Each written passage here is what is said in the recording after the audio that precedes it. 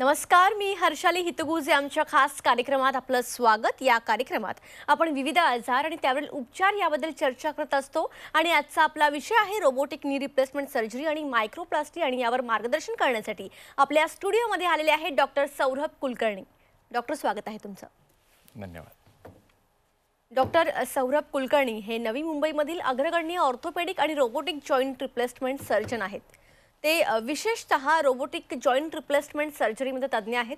त्यांनी मुंबईच्या नामांकित केम हॉस्पिटलमधून MS ऑर्थोपेडिक्सची पदवी संपादन केली आहे। डॉक्टर कुलकर्णी यांनी जॉइंट प्रिझर्वेशन आणि जॉइंट रिप्लेसमेंटमधील त्यांचं ज्ञान आणि कौशल्य प्रगल्भित करण्यासाठी सिकॉट इंटरनॅशनलद्वारे मान्यताप्राप्त clinical research fellowship in advance heap and नी सर्जरी पूर्ण केली आहे। त्यानंतर त्यांनी आंतरराष्ट्रीय कौशल्य आणि प्रोटोकॉल आत्मसात करण्यासाठी त्यांनी दक्षिण कोरियाच्या इवाहा युनिव्हर्सिटी सोलमध्ये जॉइंट रिप्लेसमेंट फेलो म्हणून काम केलं। त्यांनी Maharashtra university of health and सायन्सने व्हाईस चान्सलर सर्टिफिकेट मेरिट देऊन त्यांना सन्मानित केलं आहे। डॉक्टर सौरभ कुलकर्णी यांना 3000हून अधिक सांधे बदलण्याच्या शस्त्रक्रियांचा अनुभव आहे। प्रतिष्ठित आंतरराष्ट्रीय जर्नल्समध्ये त्यांचे अनेक अभ्यास आणि शोधनिबंध प्रकाशित झाले आहेत। ते नवी मुंबई, पनवेल, खारघर, वाशी येथे जॉइंट रिप्लेसमेंट स्पेशालिस्ट म्हणून काम करतात। Total knee replacement, total hip replacement, microplasty या शस्त्रक्रियांमध्ये त्यांचा हातखंडा आहे। गुडघा बदलण्याची शस्त्रक्रिया काय आहे हे आपण आता त्यांच्याकडून जाणून घेऊयात। चला तर विषयाला सुरुवात करूयात। तर डॉक्टर, सगळ्यात पहिला प्रश्न, गुडघ्या बदलण्याची शस्त्रक्रिया नेमकं काय असतं आणि ते का केलं जातं?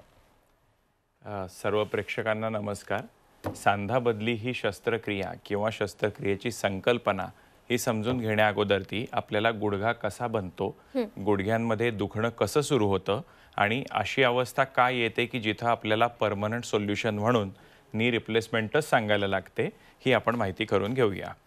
आता आपण स्क्रीनवर ते बघू शकत असाल।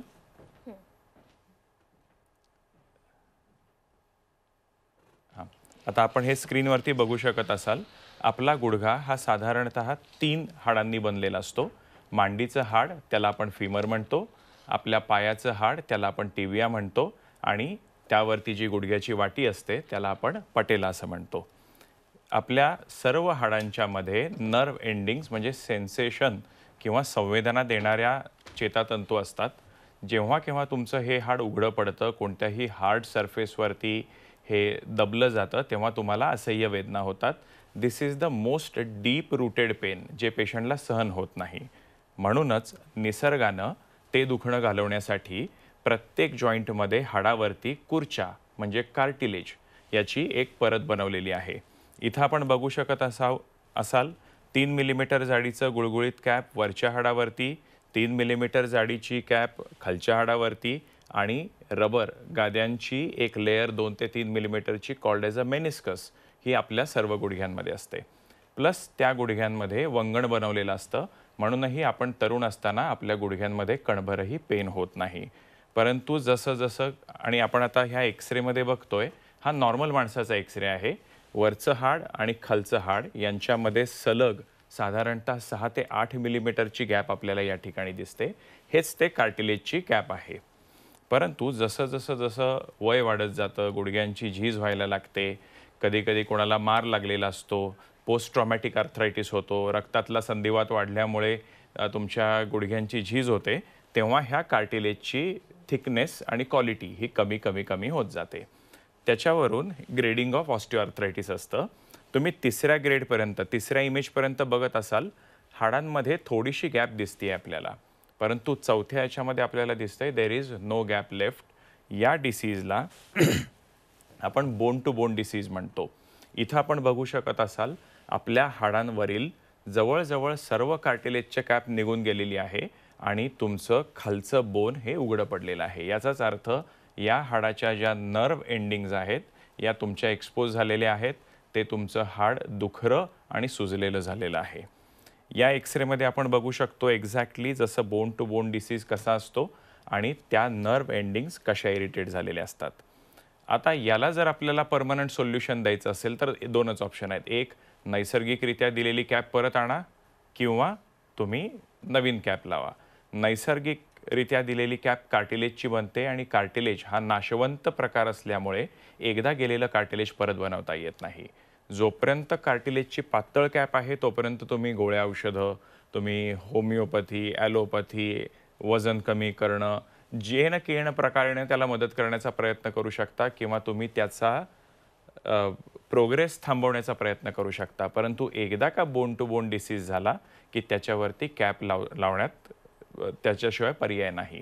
म्हणून आपण नी रिप्लेसमेंटमध्ये इथं बघत असू, वरच्या हाडावरती एक मेटलची कॅप, खालच्या हाडावरती एक मेटलची कॅप आणि ह्या दोघांच्यामध्ये हायली क्रॉसलिंक्ड पॉलिइथिलीन नावाच्या पदार्थाची रबरची गादी ही टाकतो. या गोष्टीला आपण सांधेबदली नी रिप्लेसमेंट असं म्हणतो. पण हे रोबोटिक नी रिप्लेसमेंट पारंपरिक गुडघा बदलण्याच्या प्रक्रियेपेक्षा नेमकं कसं वेगळं आहे आणि यामध्ये नेमकं काय होतं? आता सर्वप्रथम सांधा बदली कशी केली जाते आणि कशासाठी केली जाते हे समजून घेऊ, मग दोघांमधलं अंतर आपल्याला समजता येईल. आता या गोष्टींमध्ये आपल्याला 2 एम असतात सांधा बदली करत असताना. पाय तुमचा कितीही वेडावाकडा असू दे, परंतु तुम्हाला त्याची परफेक्ट अलाइनमेंट स्ट्रेट करायची आहे, म्हणजे वजन सरळ जातं. आणि दुसरं म्हणजे आपण त्याच्यावरती आता जी कॅप सांगितली त्या कॅपचा साईज आणि शेप तुमच्या देवानं दिलेल्या किंवा निसर्गानं दिलेल्या सांध्याशी परफेक्ट मॅच झाला तर तुमची सक्सेसफुल नी रिप्लेसमेंट होते. आता आपण इथं बघतोय बऱ्याच प्रकारचे वेगवेगळे गुडघे आपल्याला बघायला मिळतात. कोणाचे वरपासून खालीपर्यंत बेंड झालेले, कोणाचे नॉक नीज म्हणून असतात, तर काही लोकांचे पाय वरून स्ट्रेट पण फक्त खाली नळ्यांच्या याच्यातून बेंड झालेले असतात. या सगळ्यांना सरळ करणं हे कंपल्सरी आहे. तर हे सरळ करण्यासाठी म्हणून आपल्याला आपल्या खुब्याचा सेंटर म्हणजे हिप जॉईंटचा जो बॉल असतो त्या सेंटरपासून ते नी जॉईंटपर्यंत म्हणजे मांडीच्या हाडाचा मेकॅनिकल ॲक्सिसच्या 90 डिग्री कटमध्ये आपल्याला तिथं ती कॅप लावायची असते. आणि खाली अँकल जॉईंटचा सेंटर आणि नी जॉईंटचा सेंटर याच्या ॲक्सिसला 90 डिग्रीमध्ये आपल्याला तिथं कॅप लावायची असते, म्हणजे पाय आपला पूर्णतः सरळ होतो. तर ही गोष्ट या पद्धतीने आपण ते कट्स घेतो. आता हे कट कशा पद्धतीने घेतले जातात आणि कसं मेजरमेंट केलं जातं याच्यावर कन्व्हेन्शनल आणि रोबोटिक नी रिप्लेसमेंट सर्जरीत डिफरन्स आहे. कन्व्हेन्शनल सर्जरीमध्ये हे सगळं सर्जरी दरम्यान केलं जातं. सर्जरीच्या अगोदर ह्याचं परफेक्ट प्लॅनिंग होऊ शकत नाही, म्हणून याच्यामध्ये आपण इन्स्ट्रुमेंटेशन मेजरिंग सिस्टीम ठेवलेली आहे. उदाहरणार्थ आपली मांडी खूप जाड असते, त्या मांडीच्या वरती चरबी असते, मसल्स असतात, त्यामुळे आपल्याला एक्झॅक्टली हाड कुठं आहे आणि त्याचा ॲक्सिस कुठे आहे हे कळत नाही. म्हणून आपण जर लेफ्ट साईडला बघत असाल तर आपण हाडामध्ये एक छोटंसं होल करतो, तिथून 1 ते 1.5 सेंटीमीटरचा रॉड पूर्ण हाडामध्ये टाकतो. तो आपल्याला त्या हाडाचा ॲक्सिस देतो आणि त्याला 90 डिग्रीमध्ये आपलं बोन कट केलं जातं. सेम गोष्ट आपली जी होते ती टिबियामध्ये आपण बाहेरून त्याची एक स्ट्रेट लाईनवाली अलाइनमेंट झिग लावतो आणि त्याला 90 डिग्रीमध्ये कट करतो. हे सगळं सर्जरीच्या वेळेसच आपल्याला डिसाईड करायचं असतं. ऑन द कॉन्ट्ररी आपली जी रोबोटिक सर्जरी आहे ही कम्प्लिटली सॉफ्टवेअर बेस्ड आहे. याच्यामध्ये आपण 3D CT स्कॅन पेशंटचा हा पहिल्यांदा करून घेतो आणि त्याच्यामध्ये हिप जॉईंटचा परफेक्ट सेंटर, नी जॉईंटचा परफेक्ट सेंटर आणि तुमच्या अँकल जॉईंटचा बोनी परफेक्ट सेंटर हे ऑलरेडी सॉफ्टवेअरला फीड केलं गेलेलं असतं. त्यामुळं आपण जो 90 डिग्रीचा कट आहे तो अगदी परफेक्ट घेण्यासाठी म्हणून सर्जरीच्या अगोदरच त्याचं प्लॅनिंग करून रोबोला फिक्स केलं गेलेलं असतं. आणि जेव्हा आता तुम्ही या ठिकाणी बघत असाल आपली ही जी कॅप आहे ही वरून जरी गोल दिसत असली तरी ती हाडाला परफेक्ट बसावी म्हणून ह्याला पंचकोनी कटिंग सिस्टीम आहे. तर ही जी कटिंग सिस्टीम आहे आता आपण स्लाइडमध्ये बघू शकता. आता ही जी कटिंग सिस्टीम आहे ही कन्व्हेन्शनल नी रिप्लेसमेंटमध्ये त्याच्या वेगवेगळ्या अँगलनं आपली सॉ जाऊ देणाऱ्या एक झिग असते, ती 3, 4, 5 पिनांनी हाडाला आपण तिथं फिक्स करतो आणि मग त्याच्यातून सर्जन सॉ ब्लेडनं, इलेक्ट्रिक सॉ असते त्याच्याने ती कट करतो. याच्या अगेन्स्ट रोबोटिक सर्जरीमध्ये कोणतीही झिग लावण्याची गरज नसते, कोणतीही पिन ठोकायची गरज नसते. रोबोला ऑलरेडी तुमचा 3D ॲनाटॉमी दिलेली असल्यामुळे रोबो त्या ठिकाणी येतो आणि परफेक्टली सब मिलीमीटर प्रिसिजननं तेवढंसं बोन कट करून त्याचे परफेक्ट पंचकोनी शेप बनवून हा आपल्याला तो सांधा देतो. आता कन्व्हेन्शनल सर्जरी याचा अर्थ ही झाली मेकॅनिकल इन्स्ट्रुमेंट बेस्ड सर्जरी आणि आपण जी रोबोटिक सर्जरी करतो हिचा जवळजवळ 90% पार्ट हा सर्जरीच्या अगोदर सॉफ्टवेअर आणि आर्टिफिशियल इंटेलिजन्स बेस्ड असतो.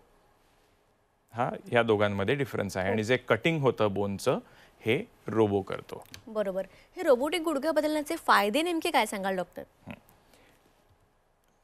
रोबोटिक नी रिप्लेसमेंटचे फायदे, तुम्ही जेवढ्या प्रिसिजननं सांधा 90 डिग्रीमध्ये टाकाल आणि देवानं दिलेल्या परफेक्ट साईजला जर तुम्ही कॉपी करू शकलात, नक्कल करू शकलात, तर तुमची रिझल्ट उत्कृष्ट. आणि प्रत्येक पेशंटचा गुडघा हा वेगळ्या ॲनाटॉमीचा असतो. एकाच पेशंटचा डावा गुडघा आणि उजवा गुडघासुद्धा सेम साईजचा नसतो. त्यात ग्रेड 4 आर्थरायटिस झाल्यावरती कधी हाडांना हाड घासून त्याच्यात खड्डे पडलेले असतात. या सगळ्यांचं आपल्या सर्जरीवरती नेमका परिणाम होतो. त्यामुळं हे सर्व आपल्याला 3D CT स्कॅनमध्ये अगोदर ती कळतं. दुसरा एक रोबोटिकचा फायदा काय, आपल्याला ABCDEF असे वेगवेगळ्या इन्क्रिमेंटल सायझेसमध्ये इम्प्लांट्स गुडघ्यामध्ये टाकायला दिलेले असतात. परंतु हे एक गुडघा असा असू शकतो जो C आणि Dच्या मध्ये येतोय.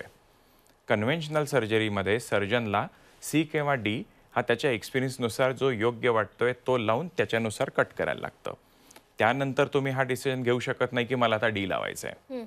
परंतु रोबोटिक सर्जरीमध्ये तुम्ही व्हर्च्युअली C साईज त्या ठिकाणी फिट करून बघू शकता. ते केल्यानंतर गुडघा लूज वाटतोय का टाईट वाटतोय का तो छान बसतोय. त्यानंतर तुम्ही D साईजसुद्धा लावून बघू शकता आणि त्याच्यामध्ये तुम्हाला जो एक्सपिरियन्स सर्जनच्या बेसनुसार जो योग्य वाटतंय त्याचा परफेक्ट प्लॅन आपण रेडी करून तो रोबोला सबमिट करतो. त्याच्यामुळे तुमचं परफेक्ट कटिंग होतं. आणि आता आपण इथं बघितलं असेल तर ही पंचकोनी आतून असणारी आणि बाहेरून गोल असणारी जी कॅप आहे ही 9 मिलीमीटर जाडीची असेल तर तुमचं बोनसुद्धा 9 मिलीमीटर कट व्हायला पाहिजे. ते 8.5 होऊन चालत नाही किंवा ते 9.5 होऊन चालत नाही. तर ह्या केसमध्ये रोबो हा सब मिलीमीटर प्रिसिजननं कटिंग केल्यामुळे आपला बोन लॉस कमीत कमी होतो आणि सांधा परफेक्ट बसतो. त्यामुळं जर तुम्ही कट अचूक केलात तर तुम्ही परफेक्ट साईजचा सांधा बसवू शकता. परफेक्ट देवानं किंवा निसर्गानं दिलेल्या सांध्याची जर तुम्ही चांगली नक्कल केलीत तर तुमचा नंतरचा जो मुवमेंट आहे ती सुद्धा अतिशय नॅचरल फील देऊन जाते. तसंच तुमची सर्जरी ही 90% सर्जरी अगोदरच आपण प्लॅन केलेली आहे म्हणून सर्जिकल टाईम कमी होतो. तुम्ही सॉफ्ट टिश्यू म्हणजे मांसपेशींची हाताळणी कमी करता. त्याच्यामुळे पेशंटचं पोस्ट ऑपरेटिव्ह पेन हे सगळ्यात कमी होतं आणि त्यामुळे तुमचं रिकव्हरी ही फास्टेस्ट होऊन जाते. नक्कीच. तर डॉक्टर सौरभ कुलकर्णी यांच्यासोबत आमची ही चर्चा अशीच चालू राहील. एक छोटासा ब्रेक घेऊया, लगेच परत येऊया. ब्रेकनंतर आपल्या सर्वांचं पुन्हा एकदा स्वागत. रोबोटिक नी रिप्लेसमेंट सर्जरी आणि मायक्रोप्लास्टी या विषयावर आपण डॉक्टर सौरभ कुलकर्णी यांच्यासोबत चर्चा करत होतो. तर पुन्हा एकदा चर्चेकडे वळूयात. तर डॉक्टर, नी रिप्लेसमेंटबद्दल आपण बरंच बोललो, पण नेमकं तुम्ही कोणत्या बेसिसवर ठरवता की ह्या रुग्णाला याची गरज आहे? तर नी रिप्लेसमेंट सर्जरीमध्ये जो पेशंट कन्व्हेन्शनल नी रिप्लेसमेंटसाठी कॅन्डिडेट आहे ते प्रत्येक पेशंट रोबोटिकसाठीचे कॅन्डिडेट आहेत. असं कोणतीही केस नाही की जिथे कन्व्हेन्शनल करू शकतो परंतु रोबोटिक करू शकत नाही आपण. आणि आपण ह्या पेशंट्समध्ये पहिल्यांदा पेशंटचं एकदा पेशंट काउन्सिलिंग झालं की 3D CT स्कॅन करून घेतो आणि 3D CT स्कॅन नंतर सर्जरी ही दोघांमध्ये सिमिलरच असते. आणि साधारण ही कितपत सुरक्षित आहे, पूर्णपणे सेफ आहे का? आता ह्या केसमध्ये जर आपण बघितलं तर ह्या रोबोमध्ये एकच मिनिट हां आता जर आपण ह्या रोबोचे काही त्याचे स्पेसिफिकेशन्स बघितले तर हा रोबो 0.05 पेक्षाही कमी प्रिसिजननं ते बोन कट करतो. प्लस त्या बोनची पोझिशनिंग, त्या रोबोची पोझिशनिंग ॲक्युरेसी 1 मिलीमीटरपेक्षा कमी आहे, सब मिलीमीटर म्हणतो आपण. तसंच त्याच्यामध्ये काही सेफ्टी फीचर्स पण आहेत. रोबोटिक मुवमेंट सेन्सर आहे. रोबो कणभर जरी हल्ला तरी आपला रोबो थांबतो. पेशंट जरी हल्ला सर्जरी करत असताना तरीसुद्धा तो रोबो थांबतो. आणि ह्यांचा हा रोबो थांबण्याची जी रिस्पॉन्स टाईम आहे तो 0.01 सेकंड आहे. त्यामुळे एक्स्ट्राचं कटिंग त्या ठिकाणी काही वेगळं होऊ शकत नाही. आणि ज्या क्षणी सर्जनला वाटेल की आपल्याला थोडंसं त्यात मदत करायची आहे, सेमी ऑटोमॅटिक आणि मॅन्युअल ओव्हरराईडचे मोड्स आहेत. त्यामुळे it is one of the most safe. Okay. आणि मग हे रोबोटिक नी रिप्लेसमेंट नंतर रिकव्हरीसाठी काही प्रोटोकॉल्स आहेत का? रिकव्हरी जसं आपण सांगितलं, पेशंटचं कमीत कमी हँडलिंग होतं, पेन कमी होतं. त्याच्यामुळे जर आपण पेशंटची रिकव्हरी बघितली तर आपला पेशंट 6 तासाच्या आत उभा राहतो. 24 तासाच्या आत आपण पेशंटला चालायला सुरू करतो. पेशंटची पूर्ण रेंज ऑफ मोशन सुरू होते आणि त्या पेशंटचं 2 ते 3 दिवसांमध्ये कम्फर्टनुसार जिन्याच्या चढणं उतरणं सुद्धा सुरू होतं आणि पेशंट 4 दिवसात घरी जातो. 14 दिवसात टाके निघतात. एका महिन्याभरामध्ये पेशंट साधारणतः किलोमीटरभर चालतो आणि 2 ते 3 महिन्यात तो नॉर्मल लाईफला येऊ शकतो. आपण एका उदाहरणाने ही गोष्ट बघूया. 86 वर्षाचे हे गृहस्थ आहेत. त्यांचे पाय पूर्वी फ्रॅक्चर झाले होते, हाडं वाकडी जुळली होती, त्यामुळे त्यांचं चालणं मुश्किल झालं होतं. 20 डिग्री पाय सरळच होत नव्हता. यांची आपण रोबोटिक नी रिप्लेसमेंट सर्जरी केली. दोन्ही पाय सरळ केले. हे काका आपले साधारणतः 6 तासात उभे राहिले. 24 तासामध्ये त्यांचं पूर्ण चालणं वगैरे सुरू झालं. यांची पूर्ण गुडघे बेंड करणं, सरळ करणं हे 24 तासाच्या आत सुरू होतं. 2 दिवसांमध्ये त्यांनी जिने चढायला उतरायला सुरू केली. ही सर्व गोष्ट आपण 86 वर्षाला बघतोय. ही गोष्ट 50-60 वर्षांच्या लोकांची नाही आहे. टाके निघाल्यानंतर 2 आठवड्यांमध्ये पूर्ण सपोर्ट सोडून हे काका घरामध्ये चालणं, फिरणं, टॉयलेट, बाथरूमला जाणं करत होते. एका महिन्यानंतर जेव्हा ते आपल्याला भेटायला आले, तुम्ही त्यांच्या चेहऱ्यावरचा आनंद बघू शकता आणि मांडी घालून बसतायत महिन्याभराच्या आत. म्हणजे पूर्णपणे सेफ आहे आणि लवकर रिकव्हरी आहे. येस. ओके. आणि मग त्यानंतर आता ह्या प्रोसेससाठी, ह्या सर्जरीसाठी काही वयाची किंवा वजनाची काही अट आहे का? आता आपण वय हे म्हणालो तर ही फक्त एक संख्या आहे. 80 वर्षाचा माणूस ज्याला लिव्हर, किडनी कशाचाही त्रास नाही, जो 5 किंवा 10 वर्ष अजूनही स्वावलंबी लाईफ जगू शकतो, तो ग्रेट कॅन्डिडेट आहे नी रिप्लेसमेंटसाठी. आता आपण हे उदाहरणामध्ये घेऊया. 86 वर्षांचा आपणच बघितलं, दोन्ही गुडघे बदलले. आपण 83ची बायलॅटरल नी रिप्लेसमेंट केलेली आहे, 80ची बायलॅटरल नी रिप्लेसमेंट केलेली आहेत आणि हे सगळेजण त्यांचं लाईफ अतिशय सुंदररित्या जगतायत. म्हणून जो पेशंट 5 ते 10 वर्ष पुढचं लाईफ छान जगू शकतो, त्या सगळ्यांना नी रिप्लेसमेंटचा हक्क आहे. आणि आपण जर आता वजनाबद्दल बोलायला गेलो तर हे दुष्टचक्र आहे. गुडघा दुखतो म्हणून वजन वाढतं, वजन वाढतं म्हणून लोड पडतो, गुडघा दुखतो, पेशंट बसून राहतो. अशा सिच्युएशनमध्ये तुम्हाला त्यांना मदत करणं भागच असतं आणि रिस्क घेऊन पेशंटनी डॉक्टरांनी ही गोष्ट करायला लागते. The highest weight for which we have done knee replacement is 137 kg. 137 किलोचे गृहस्थ. आणि दुसरा म्हणजे बेसल मेटाबॉलिक इंडेक्स 64.5. 104 किलोची महिला, 4 फूट 2 इंचाची. त्यांचे हे दोन्ही गुडघे आपण बदललेत. देवाच्या कृपेनं ह्या सक्सेसफुल नी रिप्लेसमेंट सर्जरीज आहेत and they are living healthy life. आणि हाय एजमध्ये. या एजमध्ये. आणि गुडघा इम्प्लांटचे डॉक्टर काही प्रकार असतील तर सांगा. आणि सगळ्यात महत्त्वाचं मायक्रोप्लास्टिक शस्त्रक्रिया म्हणजे काय, त्याबद्दल पण सांगा. आता गुडघ्याच्या इम्प्लांट्समध्ये आपल्याला 3 प्रकारचे सांधे दिसतात. एक म्हणजे हा स्टीलसारखा दिसणारा, याला म्हणतो आपण कोबाल्ट क्रोमियम, COCRनी.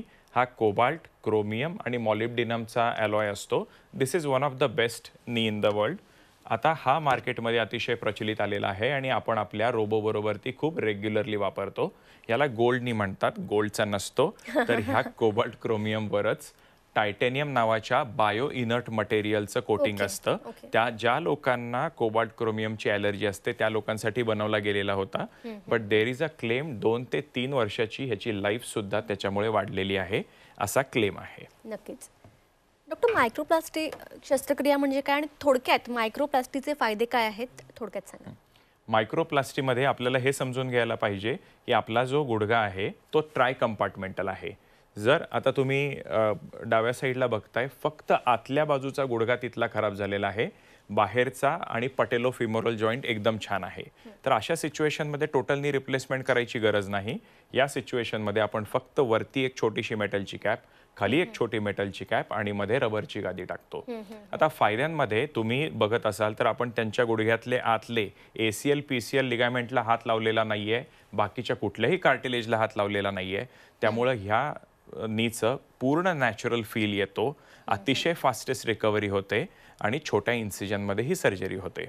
रोबोटिक सर्जरी याच्यामध्ये उत्कृष्ट काम करते, कारण तुम्ही माणसाने बनवलेला सांधा हा बाकीच्या देवानी बनवलेल्या, निसर्गाने बनवलेल्या सांध्याबरोबर टाकताय, तर तिथं रोबोटिक प्रिसिजनची सगळ्यात जास्त गरज आहे. नक्कीच. डॉक्टर, तुम्ही या ठिकाणी आलात आणि खूप चांगलं मार्गदर्शन आमच्या प्रेक्षकांना केलं, त्यासाठी तुमचे मनापासून धन्यवाद. धन्यवाद. तर रोबोटिक नी रिप्लेसमेंट सर्जरी आणि मायक्रोप्लास्टी यावर डॉक्टर सौरभ कुलकर्णी यांनी अत्यंत उत्कृष्ट असं मार्गदर्शन केलेलं आहे. नी रिप्लेसमेंट म्हणजे काय, त्याचे फायदे काय आहेत, ती नेमकी कशा पद्धतीने केली जाते, हे पूर्ण डीपमध्ये सरांनी आज या ठिकाणी मार्गदर्शन केलेलं आहे. तुम्हाला सुद्धा या संदर्भातला काही त्रास असेल, यांचे सर्व कॉन्टॅक्ट्स नंबर सर्व काही तुम्हाला स्क्रीनवर दिसते, तुम्ही त्याद्वारे त्यांना कॉन्टॅक्ट करू शकता. कार्यक्रमात आता वेळ झाली आहे इथेच थांबण्याची. नमस्कार.